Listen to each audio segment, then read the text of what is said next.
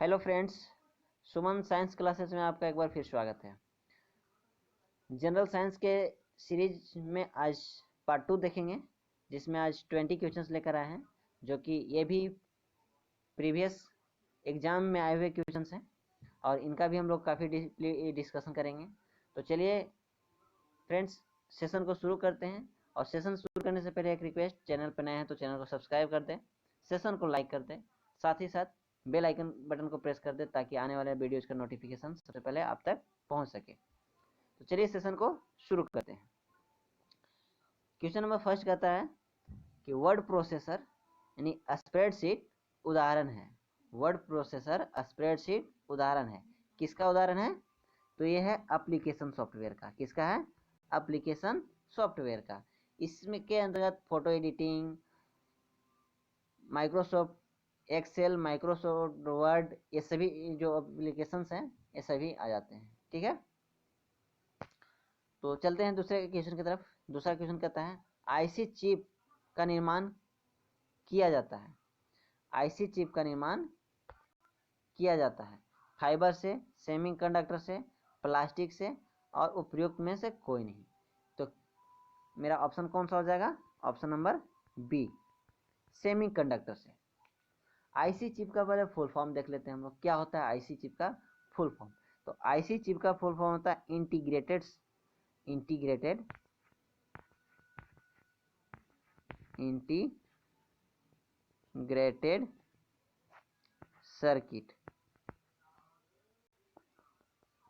Integrated circuit, IC का full form हो गया इंटीग्रेटेड सर्किट। ठीक है, जो कि क्या है? सेमीकंडक्टर है। और ये सेमीकंडक्टर जो होता है मेनली क्या होता है? सिलिकॉन होता है। क्या होता है? सिलिकॉन होता है, एसआई। ठीक है, किससे बना होता है? सिलिकॉन से बना हुआ होता है। इसका आविष्कार सर्वप्रथम किसने किया था? जैक किल्बी ने किया था। किसने किया था? जैक किल्बी ने किया था। और कब किया था? 12 दिसंबर 1958 ईस्वी में। 12 दिसंबर 1958 ईस्वी में किया था। ठीक है, किसने किया था? जैक किल्बी ने किया था। तो आई थिंक इतनी इन्फॉर्मेशन, क्या क्या इन्फॉर्मेशन थे? आईसी का फुल फॉर्म इंटीग्रेटेड सर्किट, एक सेमीकंडक्टर है जो कि मेनली सिलिकॉन का बना होता है। और इसका सर्वप्रथम आविष्कार किसने किया था? जैक किल्बी ने किया था। कब किया था? 12 दिसंबर 1958 ईस्वी का। ठीक है, तो चलते हैं दूसरे क्वेश्चन की तरफ। क्वेश्चन नंबर थर्ड, निम्न में से किसने 1 जनवरी 2013 को अपने विकास के 30 वर्ष पूरे किए हैं? तो कौन किए हैं अपने विकास के 30 वर्ष? ये है आपका option number A, transmission control protocol and internet protocol, TCP, transmission control protocol and IP internet protocol. ठीक है, यहाँ से हम लोग देख लेते हैं कि इंटरनेट का आविष्कार कौन किया था। इस इंटरनेट का आविष्कार कौन किया था और कब हुआ था? तो ये हुआ था 1969 में। किसके द्वारा किया गया था? तो डिपार्टमेंट ऑफ डिफेंस के द्वारा किया गया था। DOD के द्वारा किया गया था। डिपार्टमेंट ऑफ डिफेंस के द्वारा किया गया था। कब किया था? तो ये किया गया था 1969 ईस्वी में। 1969 ईस्वी में। ठीक है, तो मेरा ऑप्शन कौन सा हो जाएगा? ये ट्रांसमिशन कंट्रोल प्रोटोकॉल और इंटरनेट प्रोटोकॉल। ठीक है, चलते हैं अगला क्वेश्चन की तरफ। अगला क्वेश्चन कहता है कंप्यूटर के जनक हैं। तो आप लोग ये बहुत बार क्वेश्चन भी देखे होंगे और बहुत आसान क्वेश्चन है। कंप्यूटर का थोड़ा भी नॉलेज हो तो इस क्वेश्चन को आप लोग मिस ना करेंगे। तो कौन सा ऑप्शन हो जाएगा मेरा? Charles Babbage. कौन सा हो जाएगा? Charles Babbage. ठीक है, देखते हैं अगला क्वेश्चन। निम्नलिखित में से किस एक रोग का कारक विषाणु है? ठीक है, तो पहले तो देखते हैं यक्ष्मा। यक्ष्मा क्या है? टीबी जिसको बोल रहे हैं। टीबी का ही फुल फॉर्म होता है ट्यूबरकुलोसिस। टीबी जो है एक प्रकार का बैक्टीरियल डिजीज है, और इसके लिए जो बैक्टीरिया रिस्पॉन्सिबल है उस बैक्टीरिया का नाम है माइकोबैक्टीरियम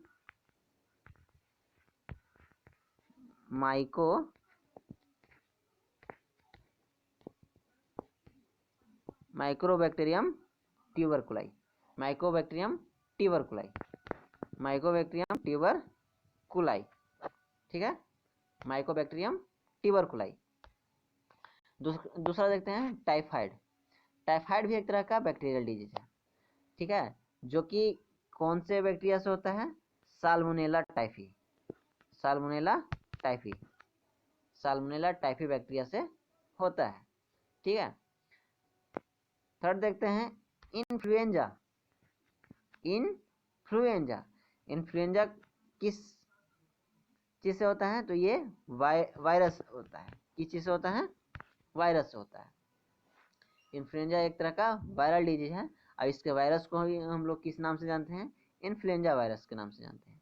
इन्फ्लुएंजा वायरस जो है वो ऑर्थोमिक्जो वायरस के एक मेंबर है। किसका एक मेंबर है? ऑर्थोमिक्जो वायरस का एक मेंबर है। अच्छा, यहाँ से एक और बात थोड़ा ध्यान देने योग्य है कि वायरस में क्या होते हैं? डीएनए। वायरस में क्या होते हैं? डीएनए एंड आरएनए, ये फर्स्ट ऑप्शन है। और सेकेंड ऑप्शन है कि डीएनए और आरएनए। डीएनए और आरएनए।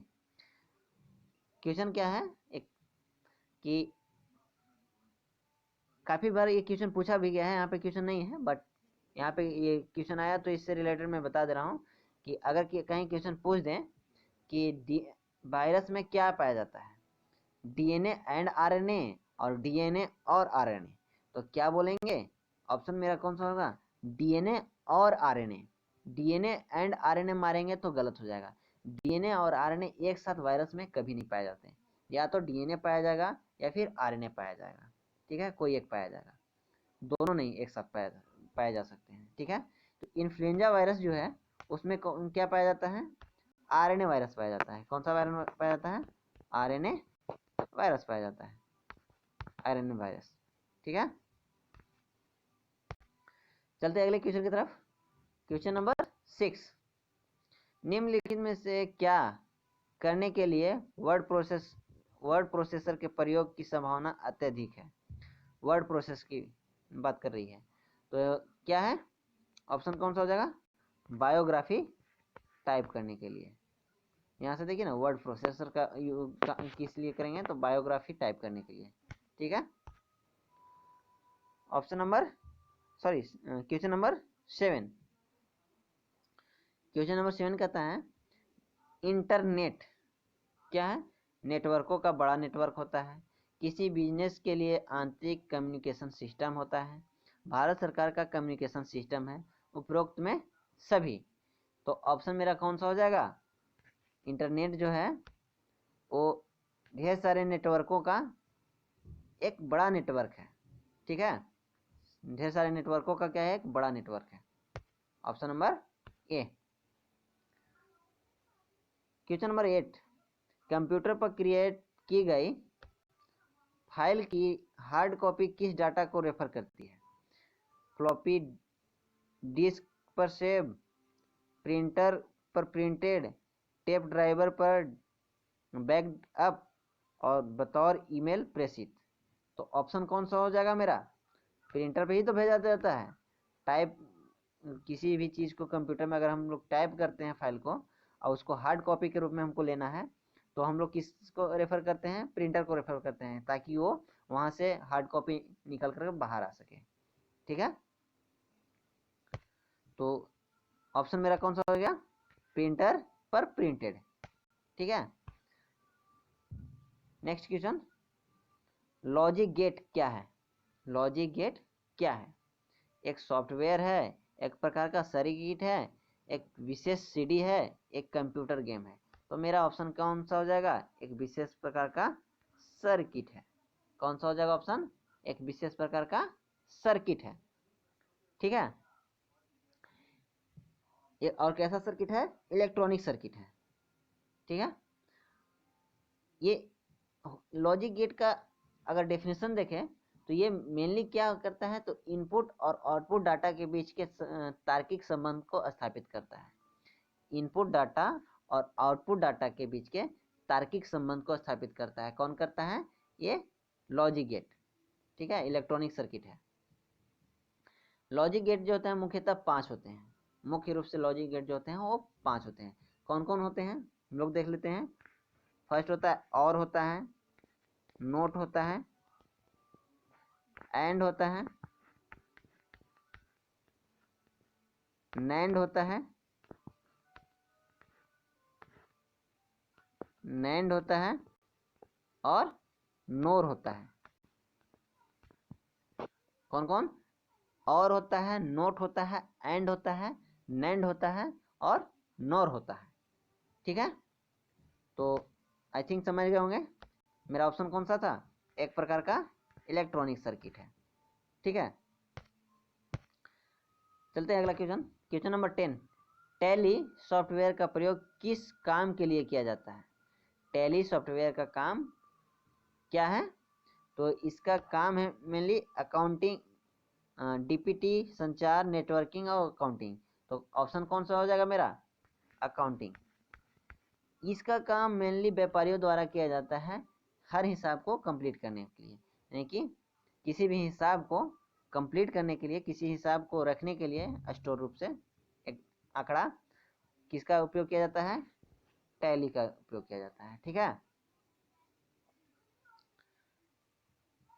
चलते हैं अगला क्वेश्चन। क्वेश्चन नंबर 11, गतिमान रेलगाड़ी में कोई यात्री एक सिक्का ऊपर की ओर उछालता है जो कि उससे पीछे गिरता है। इससे इंगित होता है कि रेलगाड़ी की गति क्या है, त्वरित है, एक समान है, मंदित है, या वित्तीय पथ के अनुदिश है। तो क्या हो जाएगा, सिक्का उछालने पर सिक्का जो है वो पीछे गिर रहा है ना, तो वो रेलगाड़ी जो है त्वरित होगा। क्या होगा, त्वरित होगा। अगर रेलगाड़ी मंद एक समान चाल से चल रही होती तो सिक्का उछालने पर यात्री के हाथ में ही सिक्का गिरता। एक समान चाल से चल रही होगी तो सिक्का उछालने पर सिक्का जो है यात्री के हाथ में ही गिरेगा। ठीक है, अगर रेलगाड़ी मंदित हो, यानी कि मंदन हो, रेलगाड़ी में रिटार्डेशन हो, तो उस समय अगर सिक्का उछालता है यात्री तो सिक्का जो है रेलगाड़ी के आगे गिरेगा। क्या करेगा, रेलगाड़ी के आगे गिरेगा। समझ लेते हैं एक बार फिर से कि रेलगाड़ी अगर त्वरित हो तो सिक्का उछालने पर सिक्का पीछे गिरता है। सिक्का एक समान, अगर रेलगाड़ी एक समान चाल से चल रही होगी तो सिक्का जो है यात्री के हाथ में ही गिरेगा, और अगर मंदित हो यानी कि रिटार्डेशन हो तो सिक्का जो है रेलगाड़ी के आगे गिरेगा। ठीक है, आई थिंक समझ गए होंगे। तो चलते हैं अगले क्वेश्चन की तरफ।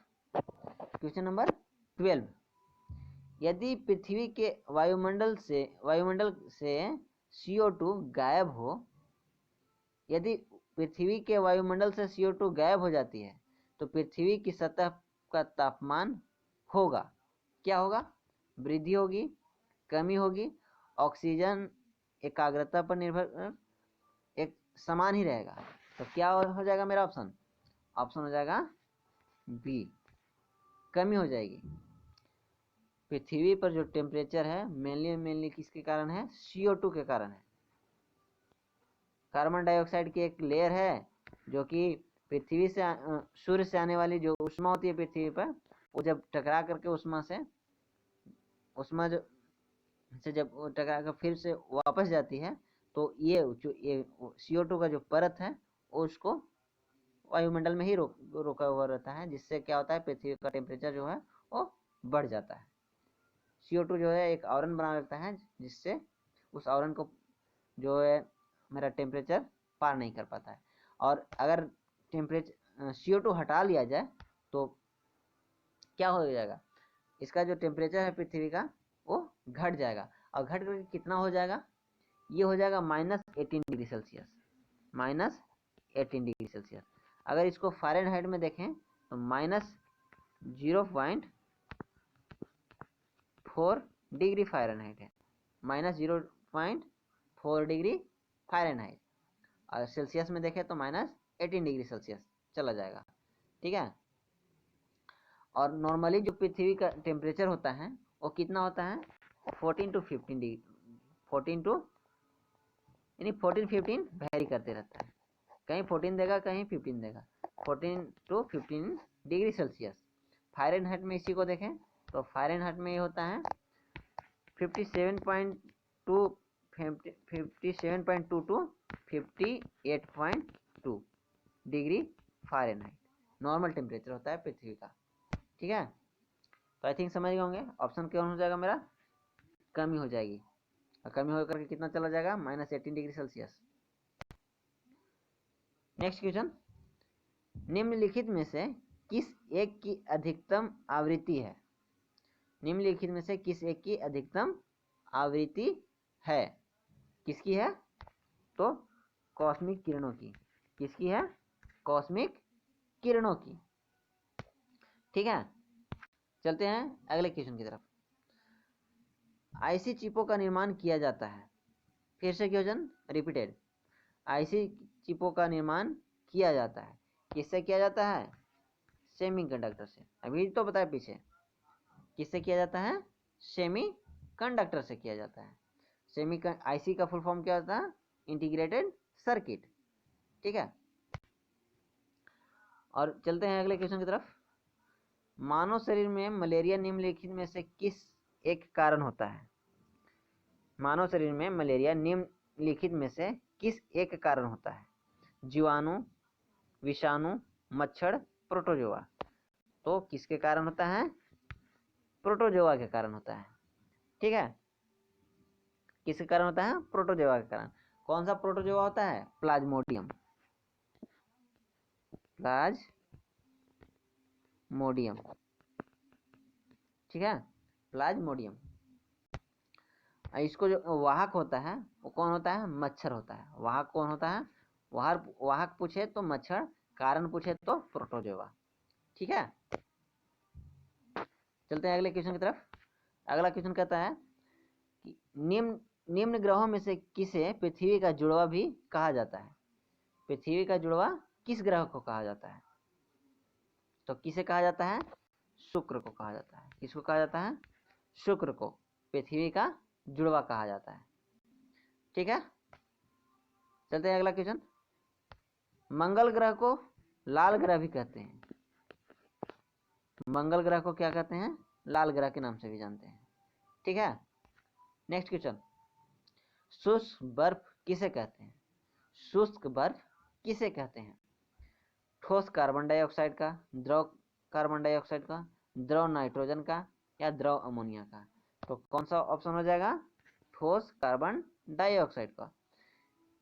ये जो ठोस कार्बन डाइऑक्साइड है यानी शुष्क बर्फ है, ये नॉर्मल जो बर्फ होता है उसकी तरह द्रव में परिवर्तित नहीं होता, इस द्रव में परिवर्तित नहीं होकर के 78.7 डिग्री सेल्सियस पे